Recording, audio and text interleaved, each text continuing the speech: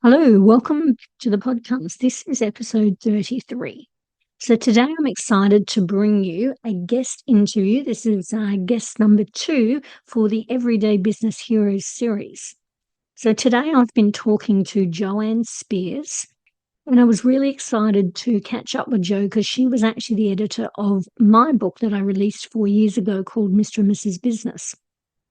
So Joanne Speirs grew up on a farm in a small rural community on the Eyre Peninsula of South Australia, where she wrangled sheep with her dad, baked, sewed and crafted with her mum, and was a keen netballer.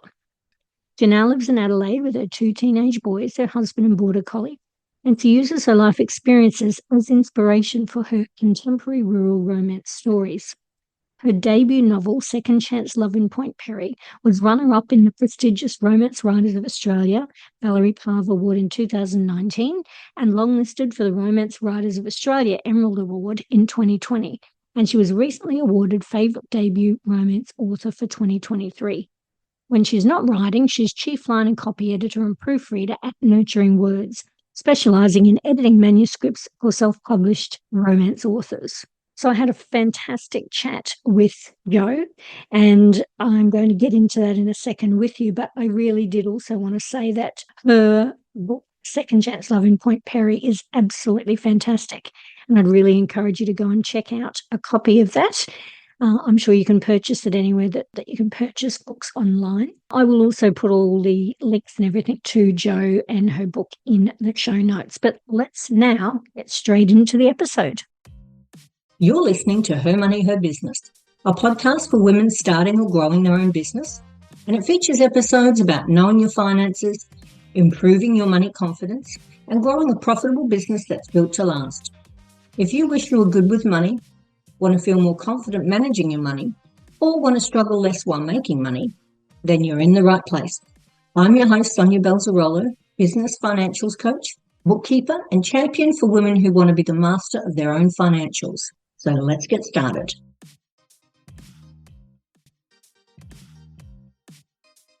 Well, thank you, Jo, for being on the podcast. I'm really excited for this episode and to have a chat to you. Oh, thank you for having me. It's great to chat to you as well. When I first came up with this idea of the Everyday Business Heroes for my podcast in general, you were one of the first people that I thought of. And so I'm really excited to chat to you today because I know you've got lots of stuff that our listeners can learn from. Oh, so, thank you. yeah, really excited to have a chat to you. So we've known each other for about 4 years, I think. I can't believe that 4 years ago I had that idea for a book and found you online through Cara Lambert, I think, suggested you. Yeah. Yeah, you edited my book for me, which was amazing. I just loved working with you as an editor. You were so supportive and nurturing. I think it was, well, Nurturing Words is your business, isn't it? So it makes sense. Yeah.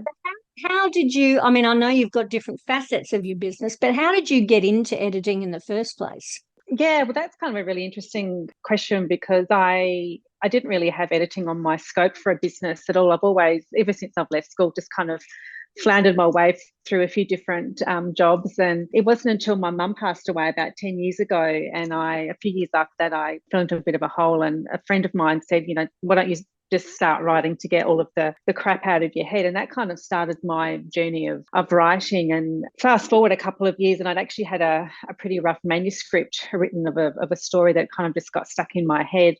And I had never obviously written a book before, a voracious reader. So I had to go through the process of obviously editing it and all of that kind of thing, but I had no idea. So I thought I was pretty good with, things like, grammar and punctuation and all those things that we, that I learned back in school, back in the 80s of last year, of last century, sorry. And it wasn't until I actually got my manuscript back from my editor and I've kind of gone, oh, actually, there's quite a lot of things I don't know, but I really enjoyed the editing process and learning about the process and learning about how to make books, read better and make their structure better and how to make it more readable for the reader. So, and at that stage as well, I had no drive or really to, I never thought thought my book would ever get published either. So I thought, well, maybe editing is, a business that I can run to help, other people who are wanting to write stories. So I went down the track, I kind of parked my manuscript and I went down the track of learning editing. I did a lot of online courses and all my training, and I actually learned how to become a transcriptionist. So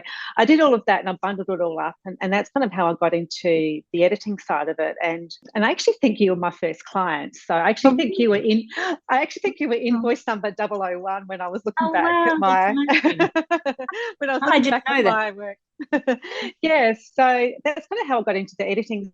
So I suppose I fell into it just through the learning the process of writing, and just really wanting to kind of go, I really enjoyed this and I think I'm really good at it, and it just allowed me to use that creative part of my brain as well, and it allowed me to work from home to fit in with school and all of those other things as well. So that's kind of how I got into the editing side of it. And do you ever look back and think, because obviously you've done lots of things, up until now, do you ever look back and think, this makes so much sense to me, why didn't I do this earlier? Oh, look, it does. And I really feel like I've actually landed where I want to be at this stage of my life, because I'd always loved reading, and I never, I think we always have those dreams of becoming, wanted to be an author or something like that. But I suppose I never really had that dream. It wasn't for me until I actually started writing after my mum died that writing was even on the scope for me. But I think, I'm really happy with where I am at the moment with, my editing and my writing. And, I've kind of got a business now that I can take with me wherever I go, in the next, years coming as well. There's kind of no age cap on it, so to speak. And it's been, something that I can pick up and put down if I need to. I can pick and choose my clients if I need to. So it's, I kind of just have landed where I want to be. And I love the writing community, and I've actually really niched down now into the romance writing community. I love that community. I love the writers in it. I love the people I work with. I love it when when their books come out and I know I've had a small part to play. I just feel like such a proud mum when that happens. But I also know the hard work behind it as well, so that when their books do come out, I'm kind of like, wow, I know how much work you put into that, and it's an amazing achievement. So I really feel like, I've just turned 50, so I'm kind of like at the middle of my life, and I kind of feel like I'm really happy doing what I'm doing, and it's something that I can, sustain, the years to come as well.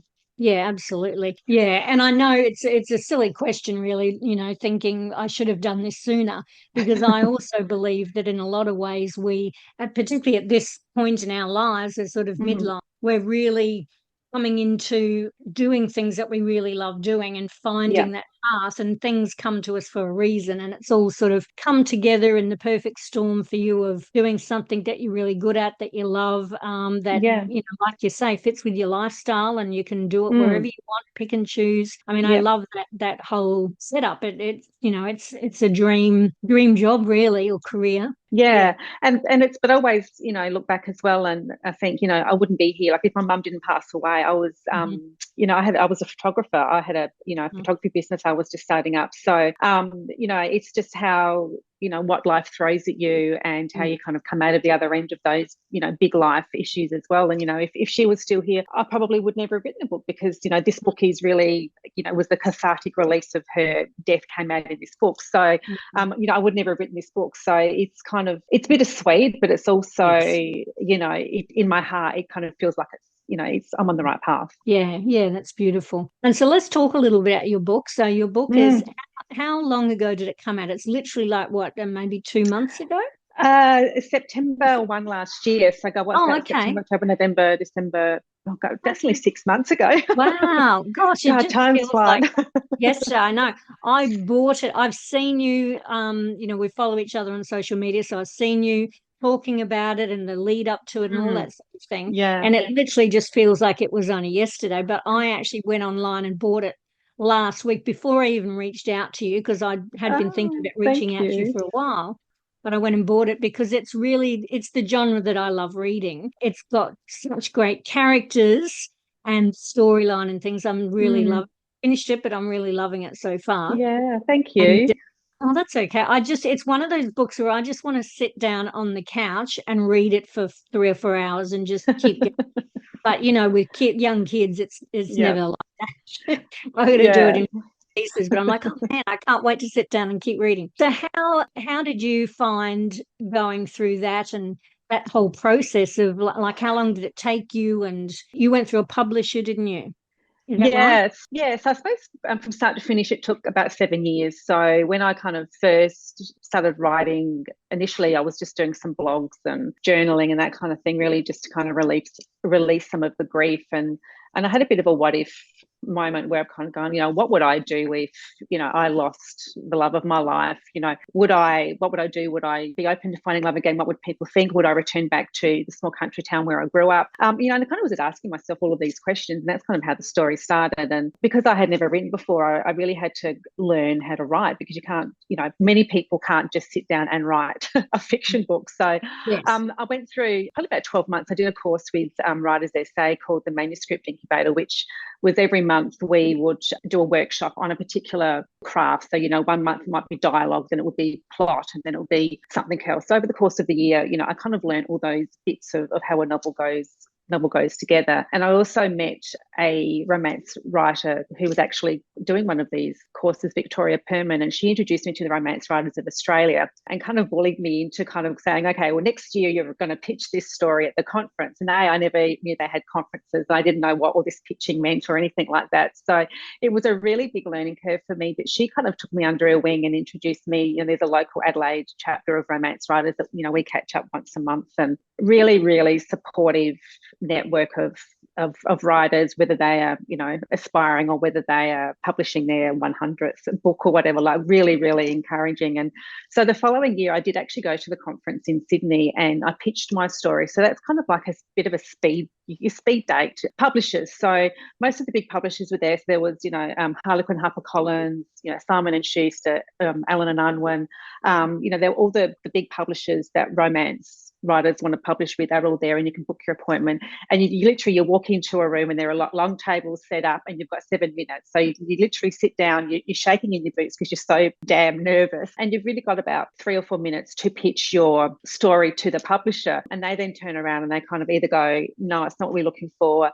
Yes, I like the sound of it. Can you send me the first 3 chapters? Or yes, I love it. Send me the whole lot. So I was fortunate with Harlequin HarperCollins. They wanted to see all of my manuscript. So I was really excited, but really nervous because once again, I still was learning what the hell I was doing. And I sent it off to them, and it's a really slow process because there's a lot of waiting. Like you're just waiting and you're waiting to hear and you're waiting to hear. And I think probably about 9 months later, I finally got an email back to say, it's not where we want it, but we really like, the promise of the story. And I was really fortunate. They actually gave me some quite specific feedback, which they don't actually normally do. Normally it's a no or a yes, here's the contract. So they gave me some feedback around, some chapters I needed to delete and that kind of thing, and what I actually had to do to clean the manuscript up. And once again, I had no idea what to do. And that's when I sent it off to a structural editor to kind of look at the big structure of my story. And I think at that stage it was about 110,000 words. And she sent it back to me at about 70,000 words. So she did a lot of deleting, and she did a lot of, Joe, you're waffling, you don't need this, you've told us that. So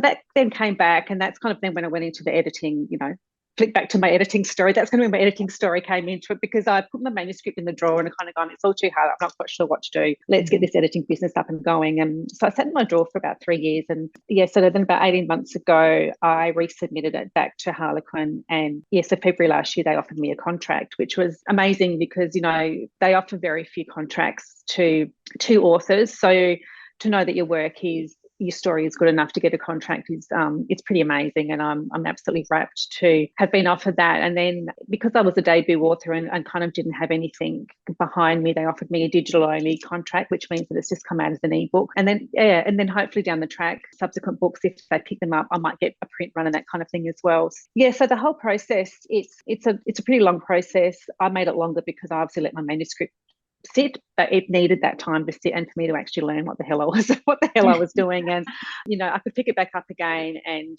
with all my editing skills and that kind of thing, I was able to really polish it and get it to the best possible place it could be before I resubmitted it, because I kind of knew that would be the last chance, that resubmission back to them as well. So things move pretty slowly in this industry, and that's kind of that's kind of how it happened. And it's not every author who submits gets a contract. A lot of them they don't even get seen, or it's a no. It's very much, like it's like a piece of art. You could love something and I could go, well, that doesn't float my boat. And that's a bit the same with writing as well. And it's, it's very much what the market's doing, what the projected market's doing, and the trends and all those kind of things, and whether or not the publisher can actually sell your book and make money of it. Sometimes as authors, we're just a commodity in the bigger business of the publishing industry, because obviously they have to make money. We don't make a lot as authors, but they have to make money and sell the book.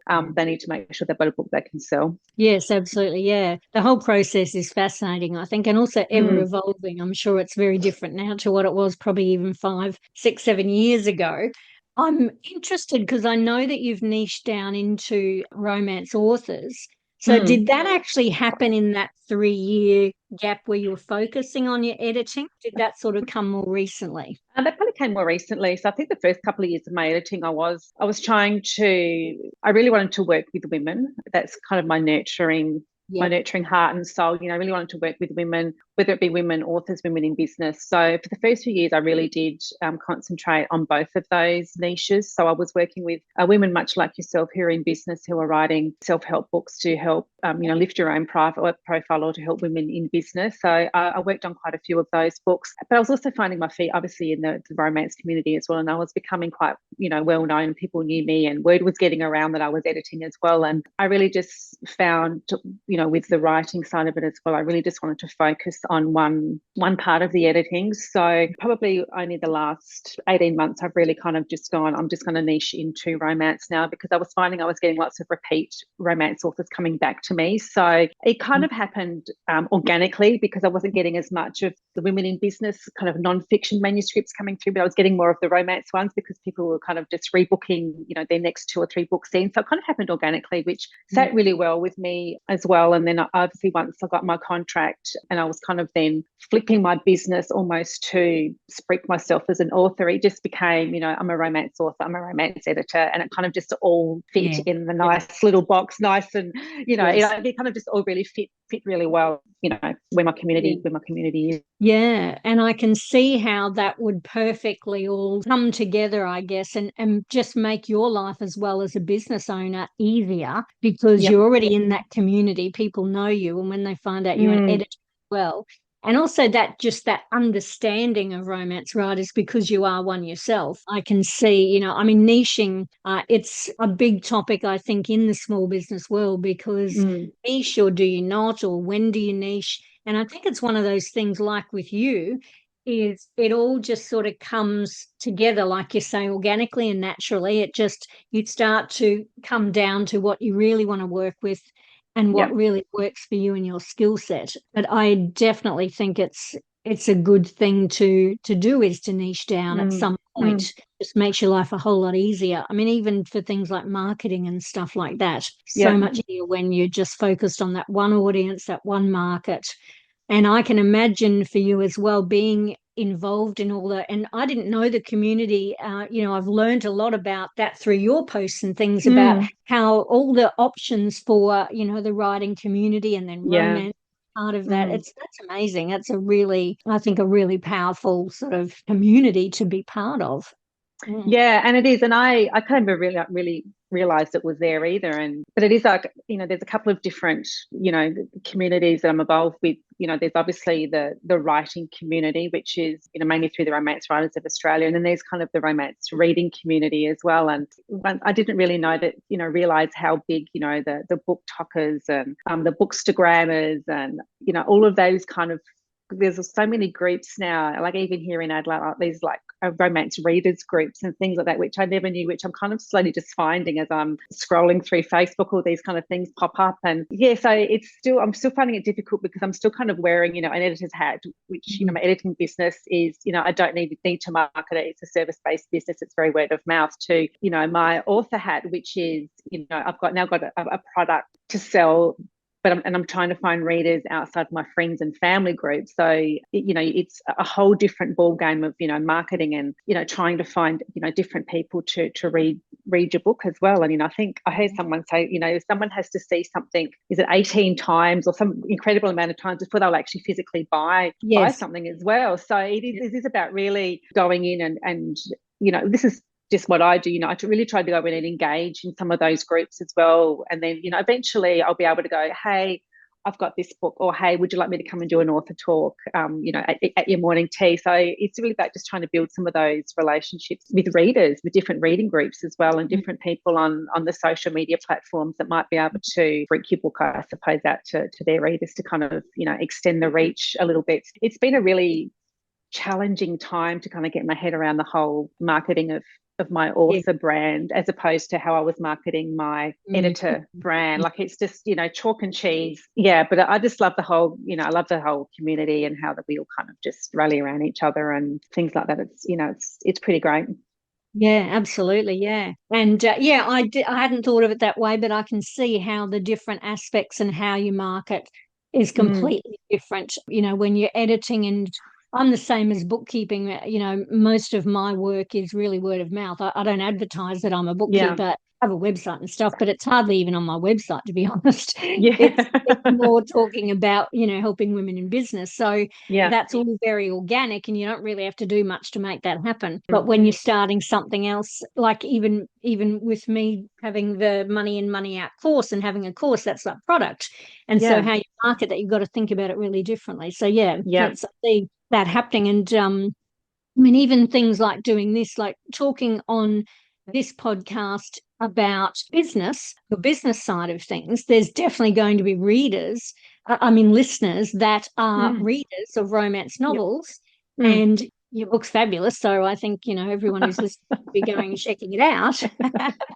But that sort of thing, there's so many things you can do to get out there, but when you're juggling two businesses almost, really, aren't you? Yeah. And that's kind of, I suppose, as soon as I got my contract, I've kind of gone, oh, wow, I think I've kind of just inherited another business. And, I could probably say, it's one business, but for me, it's two different, like I said, it's a service base and a product base. And I kind of try to keep it a little bit separate as well. And it's hard when it comes to books, because there's billions of books that anybody can pick up and read, and people read a book one day and they finish it, and then that's it. So it's very much you got to try to kind of get them when they're in the right mood to purchase a particular book. And I've just found the whole process of marketing, it's been really quite fascinating, and a whole nother thing to learn as well. And even though I'm with a publisher for this first book, I still need to do all the pretty much all of the marketing myself as well. So it's not as though I have a publicist at Harlequin who organises anything. And for me, I'm trying to find the balance of doing paid marketing, so running some ads and that kind of thing, versus doing things which are non-paid. So whether it's going out and doing a library panel talk with some other authors, or doing these types of podcasts and things like that as well, where you can talk about what you do and then the business side of it and that kind of thing as well. So it's been a real juggle and a real fascination of trying to swim through everything. And I've kind of got to the stage where I've found some things that I'm really comfortable doing, so I'm kind of trying to just kind of stay in my lane a little bit as well, rather than kind of just like going, oh shiny thing, and some things just haven't really felt like me either. I've kind of just kind of try to keep in my lane a little bit with what actually feels really comfortable for me, and something that I can sustain as well, because writing can be quite mentally draining, and as can editing as well. So it's just a real balance, and just a real balance. And then you got life as well, so you kind of got life chucked on the top. So but I'm kind of lucky that I know the longevity of my book, or all of the books that I publish, they'll be in the market for a long time as well. It kind of took me a while to realize I don't need to do everything now. Like, I don't need to do all of my marketing now. It's a slow thing, and it's something that it's the long game, is what many of the long-time authors are kind of saying. It's you got to play the long game. So it's the the longevity of your work and that kind of thing as well. Yes, no, I completely agree. And I think that's the same thing for women in business who are out there listening to this as well, is that everything doesn't have to be right now. It is the long game, and it's about that consistency and learning along the way and tweaking and finding what, like you said, what aligns with you in terms of marketing and stuff like that. Because if you're doing things that don't align with you to market your product or your business or your service, people can tell. It's not authentic. It's very obvious. And so, yes, finding that little pocket where you're really comfortable and people can see passionate about what you're doing and what you're offering, then that really goes a long way, I think. Yeah, because I kind of went through a stage at the end of last year where I was kind of throwing all of my lemons out, and they were all landing in a basket. And I was trying to like manage all these different baskets. You know, I was doing Pinterest, I was doing TikTok, and I was doing Insta and Facebook and LinkedIn, and like I was doing the whole lot. You know, I was obviously with my content, I was reusing and repurposing my content. But I just got so over it very quickly. And I'm kind of going, I just can't sustain this.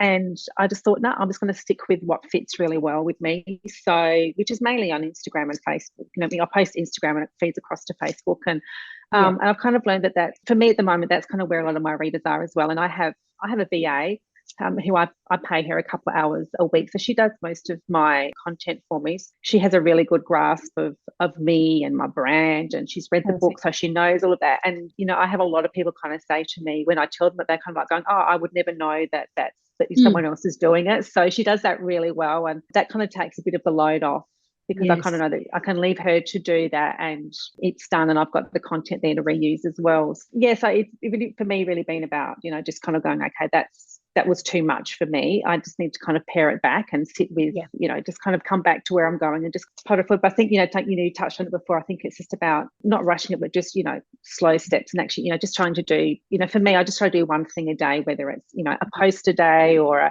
an email to, you know, a library a day, or just so as long as I'm doing something every day, I think I'm happy with that, and not trying to, you know, force things or rush things or. Yeah, that's right. And you're not, you don't have a product that's launching, so you don't have to be in that mode. It's just a continual discussing it. And your book is one that will be around for a very long time. So people in 20 years could still read it and still, it's a business book or a non-fiction. So that's amazing. That's really good. Yeah. And it's going to be interesting seeing. So I'm about to go back into relaunch mode, because I've got a Christmas novella coming out in July, which I'm actually publishing myself. As you would know, when you publish your own books, there's like another whole lot of skills you got to learn. I'm currently going through that learning process as well. But so my socials will be starting to change a little bit with the lead up to that release, and the lead magnet to, you know, get my some newsletter sign-ups and things like that as well. But that's just the ebb and flow of how businesses change as well. We got to kind of, you know, stop, and we love the word pivot when you kind of need to pivot, then, you know, pivot back again, you know, and it's always something to learn. We're very lucky now that anything we want to know, we can go and learn it, you know, whether it's on YouTube or whether it's paying someone for all of that sort of thing. So lucky that we can go and figure that out as business owners and get the help when we need it. And how do you think your business has changed from day one when you started editing to now? What can you see the biggest change in your business and you as a business owner? Yeah, I think I've definitely become, for me personally, I've just become so much more confident. If you had asked me, you know, 5 years ago when I started my business to come on and do a podcast, I'd be like, hell no, like I can't, I'm not good enough. I don't know enough. I can't talk. I can't, you know, because I'm a little introvert, empath kind of person. So I've definitely become a lot confident in myself, but also talking about my business as well, because I'm really proud that out of something, you know, so dark and sad, I've actually been able to kind of come out and have two amazing businesses as well. You know, I think for me personally, there's been a lot of growth in me, which has been amazing. And business wise, you know, I think I've just learned along the way. You know, my husband and I also have a mortgage broking business, which that's his baby. You know, he's run that for 20 years. A very good businessman, doesn't really get what I do a lot of the time. But, you know, it's been interesting, you know, just going down the whole small business track and learning that, and just seeing how things not so much become easier, but how you can kind of adapt as the, you know, how when things change. You know, I started my business literally as COVID hit, and everyone was like, oh my God, you're crazy, you know, starting a business as COVID hit. And I was like, yeah, but people will still be writing, and they were writing. But in saying that, you know, it also took me, you know, I think 8 months before I got my first, you know, fiction manuscript as well. So it took me a long time to actually get that first big client as well. But in those early stages, people were obviously doing a lot of work online. So I was, you know, editing online training things, because everything, you know, was going online for COVID. So I think, you know, business wise, I've just kind of really tried to, you know, just move with the time, try things that I thought might work that don't work, and not being afraid to try things either, but also like I said before, I've very much come to realize that I need to do things that sit really comfortable with me. Otherwise, if I kind of feel like I'm forcing things to happen, then they don't happen or I don't enjoy them. I think I've also learned as well to say it's okay to say no, to potential clients or to clients I don't want to particularly work with, or if I'm too busy. I got to a stage where I was really burnt out because I was saying yes to everything, and then all of a sudden I had no spare time for myself. And so I've definitely seen the evolution of business over time, and really being able to mold it into something that works really well for my writing and my lifestyle outside of work as well. And I love that, and everything you've said there is so much the everyday business hero. It's women like you and I out there that started our businesses and have gone through, and we're not afraid to try things, but we're getting to that point of also not being afraid to say no, and to figure out if this is not aligned and I'm not feeling this, then just drop it and what So that whole process is, I think that's what, as women in business, we're really, that's like a superpower, is just working through and figuring out along the way. It doesn't have to be perfect from day one. We can figure it out along the way and just mold it until we get to that, that really nice sweet spot. Yeah, and that it doesn't have to be the same as somebody else's business. It doesn't have to be as successful as the other person's business. I don't have a six-figure editing business, and that's totally fine. The next editor may get that, or that someone else might be doing something else and getting a huge amount of money, and that's totally fine as well. But I think for me, it's been very much like, in the early stages, you do have to put in the hard yards, you do have to scratch around and find those clients. But by doing all that work, you also learn along the way of what clients, like I said before, what clients you do want to work with, which ones don't really float your boat. Like I said, I did transcription as well, and I soon learned that I didn't actually really enjoy that side of it. So I was quick to go, that doesn't align with me. I'm getting rid of that service. And and even moving forward now, I'm at the stage now as well where I'm not doing as much editing, and I'm actually focusing more on the proofreading side of things, because proofreading fits better with my writing, because it's quicker for me to turn around a proofread of a manuscript. It's less brain intensive because I have to focus a lot, but I don't need to do a lot of thinking about how can I change this paragraph and why is this character doing this and that kind of thing. So my business is evolving again as I'm kind of, trying to get more into my writing and my authoring business as well. I've kind of had to do another bit of a change and break up with some clients, which is really sad, but it's kind of like I need to do that for my own mental health as well, because I can't continue the way I did last year, where I was, trying to release a book and have a full workload of editing as well. So that just, I got to the end of the year and I fell into a heap. So, I kind of, it's good that I can realize those things as well. And I think as women in business, we sometimes forget, actually stop and take a big breath and actually go, think about what our heads are telling us and what our hearts are telling us, and kind of go, we actually do need to slow down, and I need to actually cut back on that, or change this, or not do that. I think we just try to take it all on, and sometimes we need to kind of pull ourselves up and realize that, taking it all on, there's different ways to approach the taking it all on. So, I've still got a full plate, but it's just a bit more balanced to what makes me happy. Yeah, exactly. More aligned with what you want to be doing. And that's actually the beauty of small business as well. A corporate business could never do what we do and pivot and move and reduce and shrink to and just focus on what we want to do. Like that would take, a year in a corporate business, and we can do it overnight and make it work for how we want it to work with our lifestyles. Like you say, every business is different, every lifestyle is different. And so that I find really fascinating and amazing, and so grateful that women have that opportunity. I was just going to say as well, when I was talking about how busy I was last year, I could have easily taken on an employee or a contractor as well, but that, I looked at the feasibility of that, and that didn't sit right with me either. I didn't want to be managing a person. I spent 10 years in Optus managing people in Optus. I didn't want to go back to that, and I wanted to keep my business for myself. I know that sounds really selfish, but I just wanted it to be me. So, I made that decision of, just changing the work that's coming through, and, whereas somebody else might have actually gone, well, I'm actually going to grow my business and make it bigger, I've chosen just to keep mine smaller, even make it a little bit smaller. So that's, everyone's different. We've just got to do what suits. That's right. Yeah, that's perfect for you. Yeah. I love that. So you've had lots of advice and things along the way through this conversation, but what's a parting piece of advice you'd like women in business to know or think about?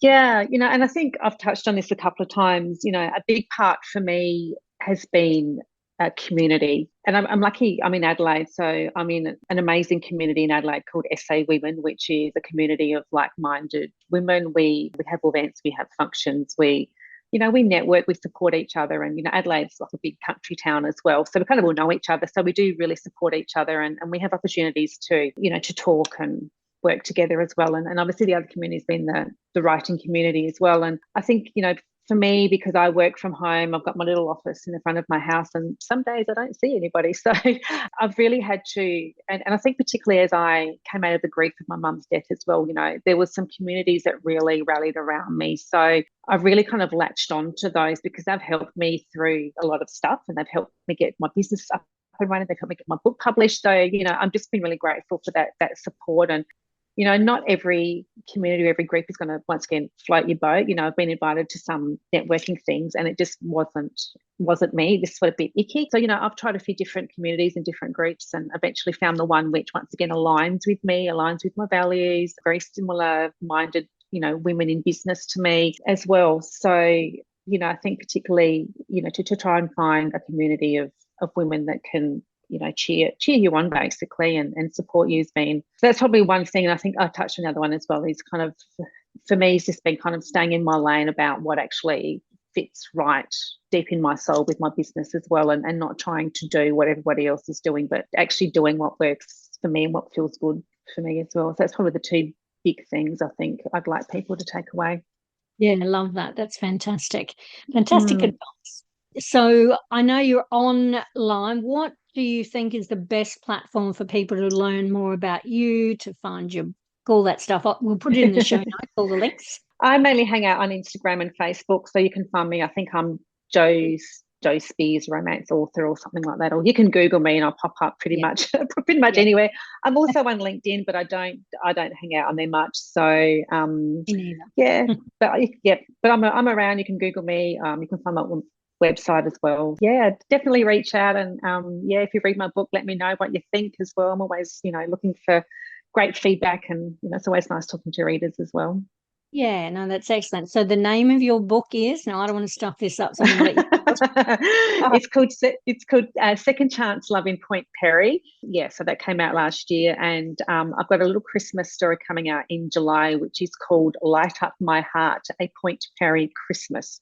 That's a mouthful. Yes, I've got a couple of books coming out. So there's a bit of a theme. Obviously, Point Perry is the theme. It's a little fictional town I've created over on the west coast of South Australia, which is where I grew up. So it's a lovely, feel-good, small town romance books. So, yeah. I can actually see it as a movie or a TV show. That would be amazing. Just saying. Oh, I know, wouldn't it just? I know, it would. very hard to get. But I think it's funny because when I actually wrote this particular book, I actually for some reason in my head, that's kind of, the story was all sitting in my head, and I can actually visualize it as a movie. So how I kind of played it as a movie, that's kind of how I wrote it, which is a really random way of writing a story. But you do, when we think up characters and that kind of thing, you always, put the Hollywood characters in there, and the character in Second Chance Love, his name is Tom, and I think I've described him in the book as an older version of Zac Efron. So that was kind of the character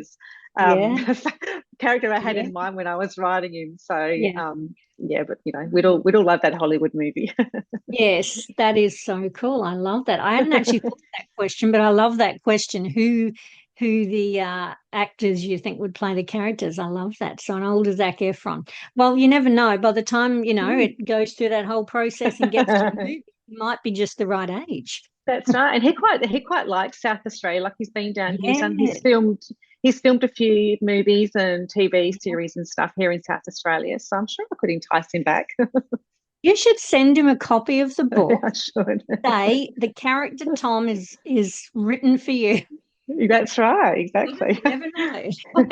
Exactly. Well, thank you so much for being on. It was a lovely thank chat, you. and it was really good to catch up with you. I've loved learning Yeah. about what you've been doing the last few years. Yeah. Yeah, and thank you for your support as well. Like I said, I think you were my manuscript #1 back all those years ago, and you've been a great supporter of mine ever since then as well. So I really appreciate your support. It's fantastic.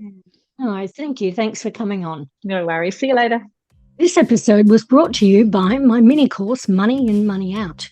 Head over to the website, blossomingbusiness.com.au, for this episode's show notes under podcasts. And if you're ready to stop flying blind and tackle those finances, then sign up and get started on the Money In, Money Out course. So for still being here and being a podcast listener, you can use the discount code MIMO15 and get 15% off the course. So that's MIMO, number 1 and number 5, MIMO15. So you've been listening to the Her Money, Her Business podcast with me, Sonia Belzarolo. If you've enjoyed this episode, please also head over to iTunes and leave us a review. It really does help to get the podcast out to more people, and I love hearing your feedback. So thanks for listening. Here's to knowing your finances and growing your business, because it's your money and your business.